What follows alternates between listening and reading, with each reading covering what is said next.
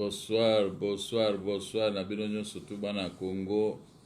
Les beaux garçons, les jolies filles partout. Bozana mokili mobimbo nzambe asali.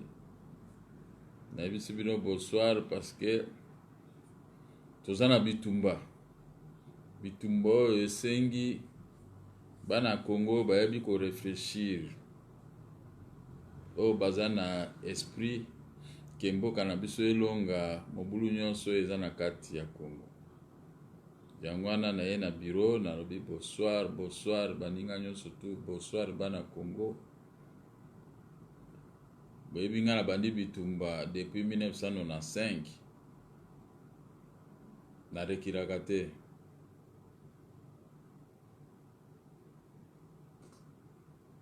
Naza toujours en avant. To pasoli nzela na IDPS to affronter Laurent Désiré Kabila yaki na Barwandais.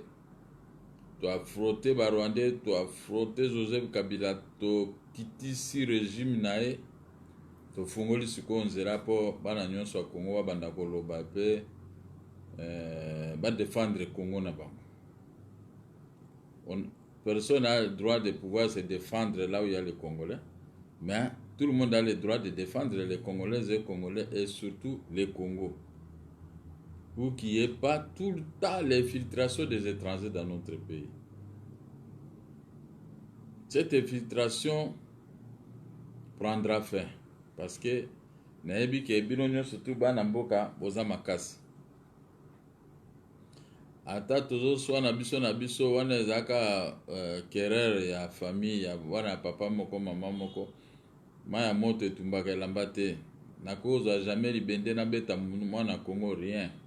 Au contraire nako défendre mwana Congo aza na difficulté. Oyo balingi basala mabe so inga na yebi nako défendre.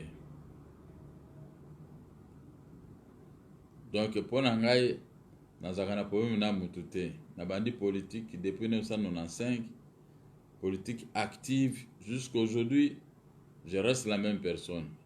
Mais ce qui me touche, c'est l'humiliation que notre pays est en train de subir au pays des deux pays voisins qui pillent nos richesses.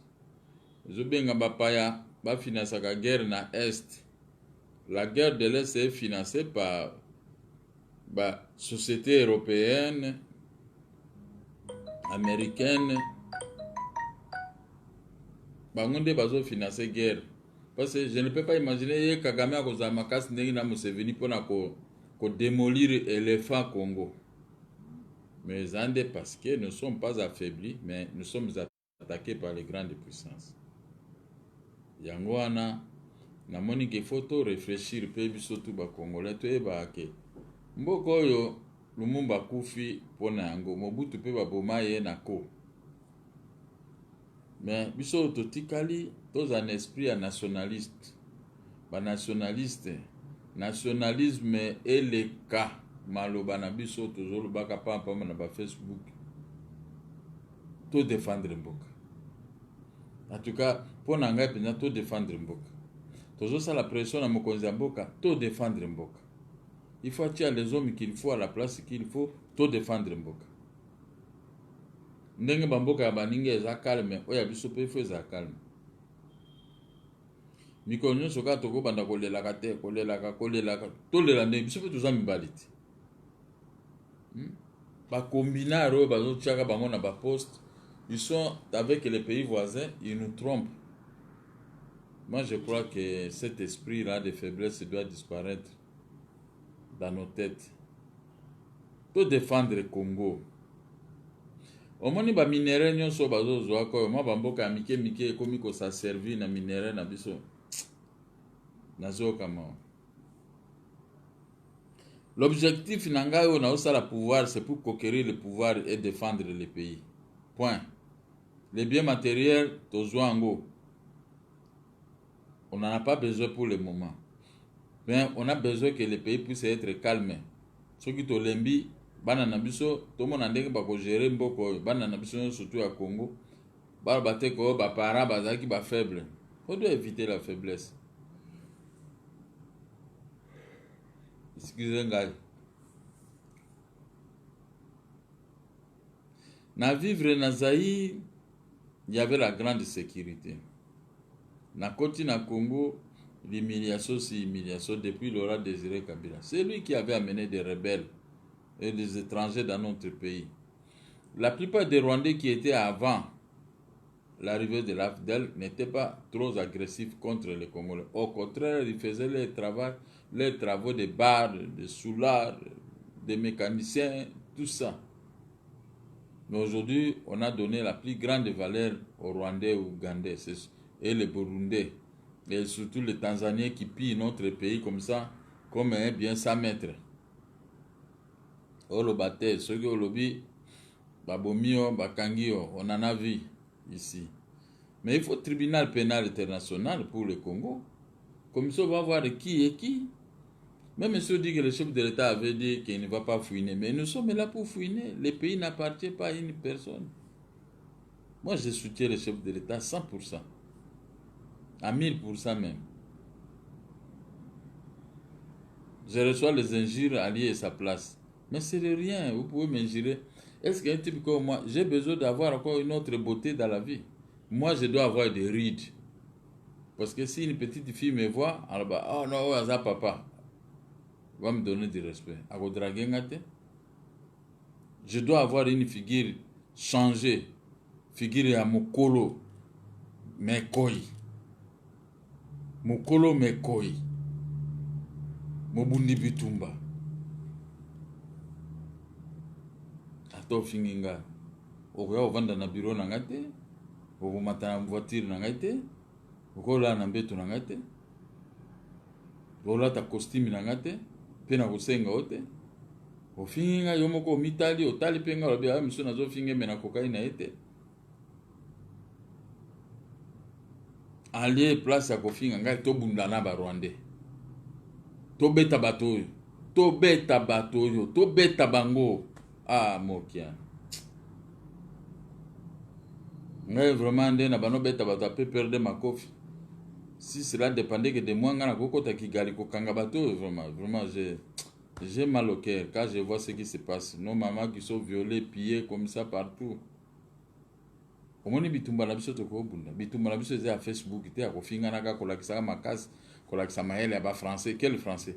Anga zo balingala français ye français moko ayebi pe lingala lokolekanga. Montamti fois za fier na langue na. Yo so mona anglais à luli français. Né? Oso mona anglais moko ko lula français. Baloba ngoka lokola eza ba dessert o so avolia biloko ba pesi au dessert.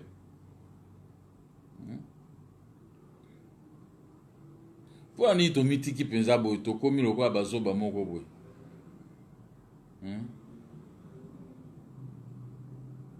Pourquoi to mitiki boy vraiment? To komi lokola bazoba mboka batiki la biso mboka ko buko kende. Kende.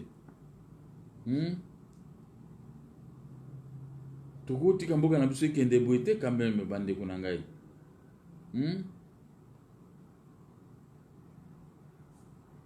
Ngana eba que après mes études na kokuta mboka oyo peza ekomi makasi il faut to bundana bato nyonso tu. Na eba kite ki mboka eko koma boy.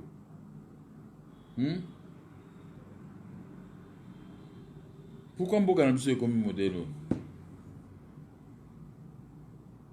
Mutu nyonso ayekana ma mundoki abeti pa azui Congo akoti bakonomie général. Yango tozosakana boye ekomi litio. Toza wana ba technicien d'état-major, ba breveté d'état-major, bato basalaki sécurité bayebi basimbaki mboko pendant la deuxième république. Mais comment kotia bango di banda na bi faut récupérer bango to trier bo baza apte ba accompagner pouvoir oyo poto ko éradiquer ba rébellion nyonso eza na kati ya Congo. Voilà le travail que moi je suis en train de me donner corps et âme auprès du président de la République.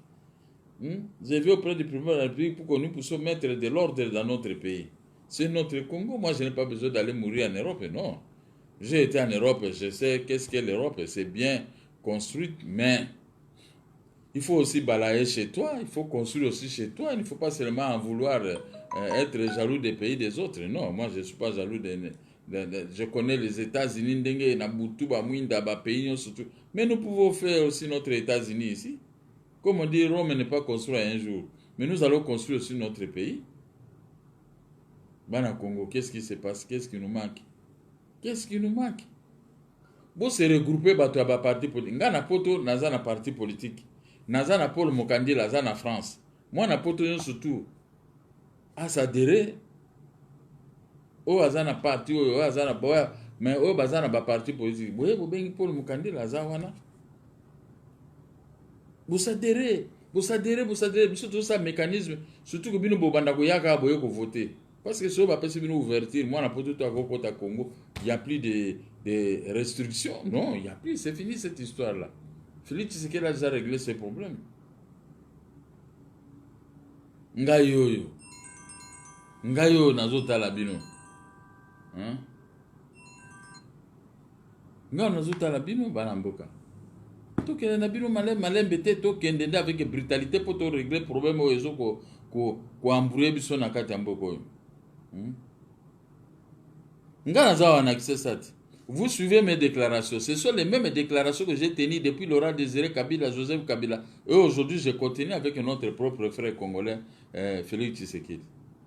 C'est-à-dire que j'ai ma conviction, un jour je vais conquérir le pouvoir, et Simbate, mais je dois rester la même personne, inchangeable, injouloukable. Mais bien sûr, on bozu sala. Boy, ba yekoli ba métier kuna boyawa.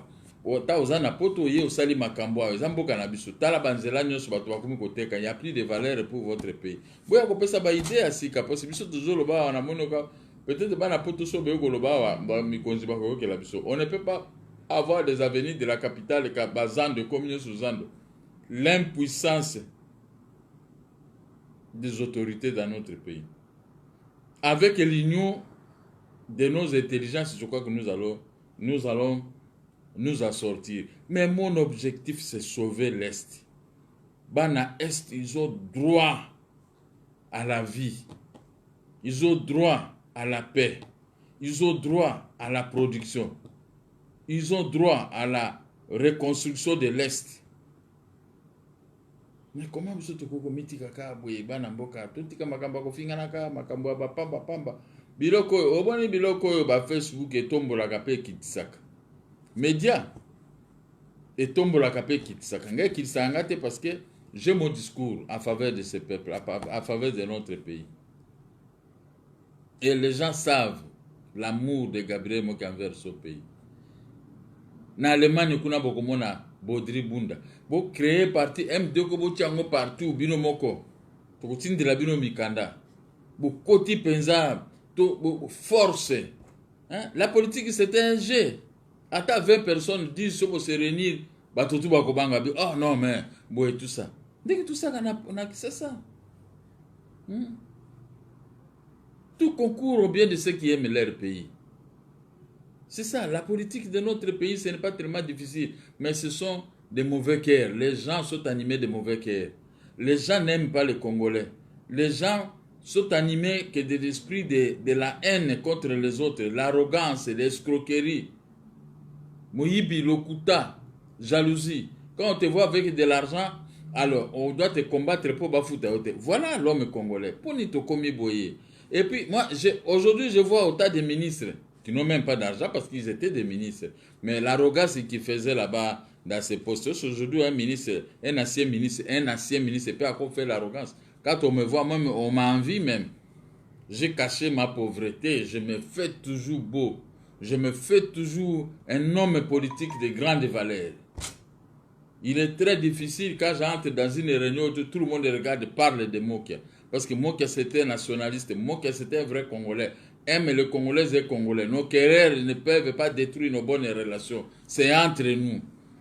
Mokia c'était un gagnant. Mokia c'était un gangster contre ceux qui envient les richesses de notre pays. Maintenant on a vu posté. Non, on a commis. Ceux qui n'ont commis, beaucoup de sango, beaucoup de non. Tous ceux qui n'ont pas d'éléments valables, mais qu'on néglige bango. Vous voyez? Et je ne suis pas pressé, je ne suis pas jaloux. J'aime tout le monde, j'aime mes autorités, mais ce sont des autorités qui ne nous aiment pas. Les autorités qui nous mettent d'un côté. Les autorités qui sont jalouses de nous, alors que nous n'avons pas ce qu'ils ont, ce qu'elles ont. Tala Kamboka. Bozana ba gabari lokola ba mokiabo. Est-ce que vraiment beaucoup de gens moi petit Rwandais moi je suis Rwandais, je suis Congolais de ngala kubeto makofi. Na kubeta ngala beta bango. Nga saka na bango te soka na monyo bon donc yo za tout ça na place na ko zwa munduki po na ko simba munduki te mais na ngumi o makofi pe kisa mite quand même au kimi po au kati Rwanda parce que oh il faut pe moi ba koboye lokola biso to zalaka. Hein? Au moment biso to détruire ba régime oyo to beti Laurent Désiré Kabila akangi biso ti akei oyo pe azalaki awa asali 18 ans au fele mais ye pe a Monico. Ben, et là, pour babi dans l'espace, dans ce que je vais vous demander, faisons ce qu'on appelle l'union fait la force. Avec cette union, nous irons loin. Donnez la force à Félix Tshisekedi. Félix aussi doit écouter les autres. Doit aussi nous écouter. Il ne doit pas seulement coopérer avec des étrangers qui ne l'aiment pas. Ils ont des relations de je t'aime moi non plus. Il doit s'attenir. Il doit s'attenir avec ses propres frères comme nous. Nous allons dédouaner ces pays avec lui. Il a fourni un effort considérable de ôter la honte aux Congolais. Excusez-moi pour cette expression. C'est quelqu'un dont nous lui serons reconnaissants de ce qu'il a fait. Maintenant au Congo, nous avons un chef de l'État congolais. Mais vous tika kubundisa bo appuyer bo pesa mael nga ataki candidat président puis nazala mael nga na pesa ke tout le temps. Puis na lingi mboka, na lingi peuple. Tolonga bitumboyo ba étranger ba côté libiso awa bazana armée, la police, les institutions, les services de sécurité. Quand je parle comme ça, bango bazo noter. Goma eza lokola su ya bisote, Bukavu eza ya bisote. Ba partout kuna basi bazwa na bango. Et quoi nango mais tozaka ka l'armée fournit un effort mazo bunda contre bateau donc vraiment non, c'est impossible. Buya besi na mboko yo. Mboka yango yo te. Bino bana poto botika makambo bifinga finga ko dénigrer biso tozali awa. Soko boyaka bibembe awa. Mais bako boko kako poli, mandugo bandoko finga biso. Biso peso to kufia. Notre objectif, c'est sauver notre nation. Ce n'est pas comme... Moi, français, na boité. Moi, français, non, yebi, yako sala makambo français, boutika makambo ko finga kabato, ko ozo pousser motoloko langa pena finga. Non, c'est pas possible. Si on na fingi c'est que bo finga kinga yango na ko répondre parce que na ko tika tato finga nga nga za papa boyo ko no finga nga pamba boyo non. Non. Je ne peux pas accepter cela. Non. Ce qui peut y avoir peine que ça sert monsieur pour mon appel au Ghana peine en été. Mais to fingande ba Rwandais na ba Ougandais na ba Tanzaniens ba biloko na biso. Comment douane na biso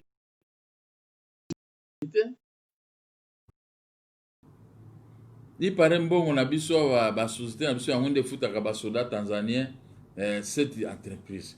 Mais voilà, il faut pas poursuivre l'autorité ba gérer mboko ba pesa ki kitis wana. C'est ça que vous pouvez amplifier dans le monde. Il faut balanda. Depuis quelle date babanda ko futa? Donc c'est que ba yibi mboko autant. Otali monta ba yibi mboko na autant. Alors, tout l'andela bango atanga au finginga pour gagner une neparanga. Qu'est-ce que j'ai de spécial? Mais on doit s'associer pour to bengana. Tout l'anda Tanzania zongi sambongo na biso zo afutaki. Bafutaki basoda, si c'est vrai, c'est que IGF a déclaré. Donc, c'est catastrophique pour notre pays. C'est catastrophique. Une humiliation totale. Comme ça, on dit ma humiliation. On dit ma humiliation. Bon, je crois que je vous ai dit l'essentiel. La défense des intérêts de notre pays. Défense de notre République. Des peuples congolais, de nos mamans qu'on a toujours violés. Mukwege fait des révélations, mais il faut tout jouer au sérieux. Il faut tout attaquer ceux qui nous attaquent. Si on gagne la guerre par les armes, vous voyez que tous ces gens-là vont nous laisser tranquilles. Vivre 32 ans comme fit à l'époque de Marshal Mobutu. Cri de guerre, chef de l'État, il faut là-bas défendre Mboka. Kolanda Miyoka Yokate. Jésus-Christ, c'est lui qui fait les miracles à notre nom, c'est qu'il est avec nous. Je vous remercie.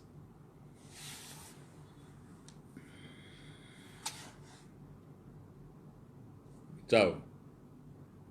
Wabino Gabriel Mokia, Mwanamboka, défenseur des intérêts de la République et du peuple congolais partout, en général.